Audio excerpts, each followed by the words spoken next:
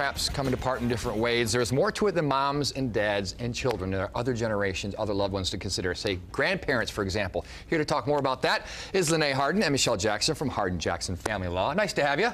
Thank you. They also endorse Friddle. That's right. Just saying. We love Friddle. Everybody who tries Friddle endorses Friddle. They use it for their clients as well. Let's talk about some of those clients. I think maybe when people think family law, they definitely think, you know, maybe just one or two generations, maybe divorces, moms and dads and children. But, okay, I was going to say grandparents have rights, but maybe that's the first question.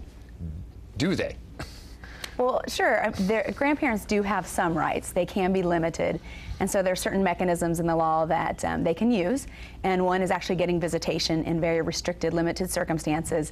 And it actually went all the way to the U.S. Supreme Court. Oh, okay. And so it's a decision that they made that said, yes, grandparents can come in certain circumstances when there's maybe been a death of a parent, okay, or there's been a divorce. And so the Supreme Court did give those rights, which was monumental, but yet it restricted them. It really leaves all the rights in parents, if the marriage is still intact, it leaves them all the rights to whether or not the grandparents can visit. So if you're still married, you get to make all the decisions. But if there's a death or a divorce, potentially, then they could ask for rights of visitation. Well, my parents are grandparents, and I've seen how their their opinions have changed and the responsibilities they think they may have, still on friendly terms. But do grandparents sometimes assume they have more say when, in fact, like you said, if the marriage is intact, you don't. You're a generation removed. It's rather limited if the marriage is intact, but you get additional rights if there's a divorce or a death. And typically, the grandparents have had to have a relationship with the child, and it's a best interest test always for the child and what the child would like. And so if you've got a divorce situation where one parent has limited parenting time, the grandparent might step in and say, well, my son only gets to see his daughter every once a month because of maybe some kind of problems that the son has. So they can step in at that time, try to get some additional. But if the son would have generous parenting time, equal parenting time, or half the summers, every other weekend, the court would probably say, well, your son can see your child, your daughter, your granddaughter, so you can, during the time that your son is watching your daughter, you can step in and see her at that time. But an additional time on top of that might be burdensome to the child, right? It's like, will be difficult to get. But you could do it like a supplemental thing. If the parental person, if the mother or father, whatever, has very limited time, they could sort of supplement? Right, exactly. And sometimes the other parent is in prison at the time. So that's another good time for the grandparent to step in and get grandparent rights.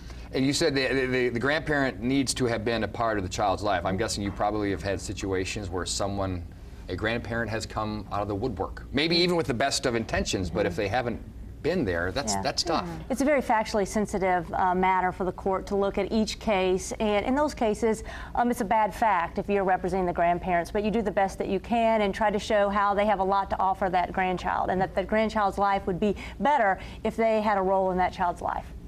And I'm sorry, go ahead. Well, and I was thinking too, we actually usually see the opposite. We usually see grandparents that are maybe even raising a child. And so they even can go further and potentially get a guardianship or an adoption. And so that's what we typically see is a grandparent that's been very involved in maybe even raising a child. And then what kind of rights or obligations can they then obtain? And usually it's by consent of the parents.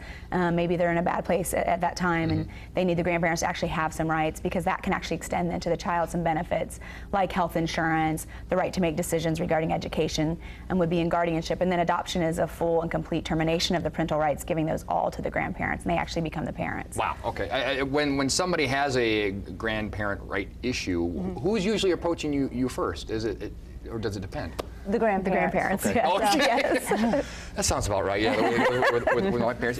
And it's usually, I'm guessing most cases they want more. Yeah, they want more parenting time, or time with their grandchild. Of course, every parent wants to have as much time as they can with their child.